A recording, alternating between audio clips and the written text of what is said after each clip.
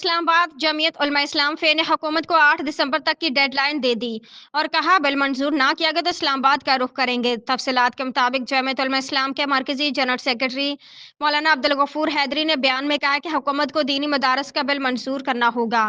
8 دسمبر تک بل منظور نہ کیا گیا تو اسلام آباد کا رخ کریں گے۔ عبدالغفور حیدری کا کہنا تھا کہ ہم مذہبی لوگ ہیں، نہیں چاہتے اسلام آباد کی طرف مارچ کیا جائے۔ ملک بھی اس چیز کا متحمل نہیں، بل منظور کر کے روکا گیا، یہ بدنیتی ہے۔ اسلام آباد سپریم کورٹ نے بانی Pakistan Tehreek Insaf P T I کے 9 مئی پرتشدد واقعات پر جوڈیشل کمیشن تشکیل دینے کی درخواست کو سماعت کے لیے مقرر کر دیا۔ عمران خان نے 9 مئی واقعات کی تحقیقات کے لیے درخواست دائر کی تھی، جس میں سویلین کا ملٹری کو ٹرائل کالعدم قرار دینے کی بھی اپیل کی گئی ہے۔ جسٹس امین الدین کی سربراہی میں سپریم کورٹ کا 7 رکنی آئینی بینچ 10 دسمبر کو درخواست پر سماعت کرے گا۔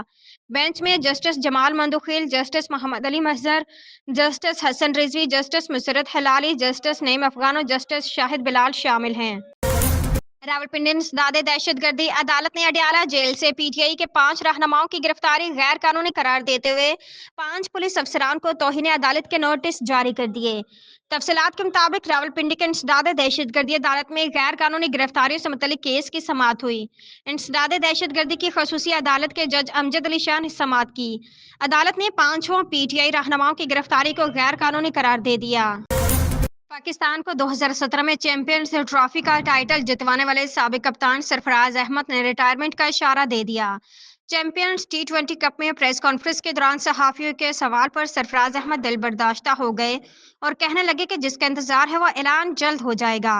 سرفراز احمد نے کہا کہ کھیلنے سے متعلق کہنے کو اب کچھ نہیں رہا ہے۔ پاکستان کرکٹ ٹیم کے سابق کپتان سرفراز احمد نے ICC کے 2 کپ اپنی قیادت میں پاکستان کو جتوائے ہیں۔